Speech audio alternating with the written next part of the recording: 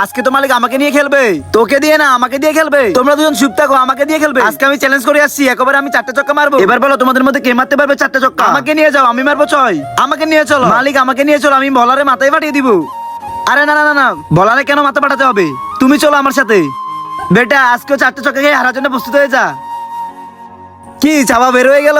তুই তো আমাকে অপমান করার সুযোগ দিলি। না না মালিক, পরে বলে ঠিকই ছক্কা, পরে বলে কিন্তু আমার ছক্কা লাগবে, নয়তো আমি তোকে জ্বালিয়ে দিব।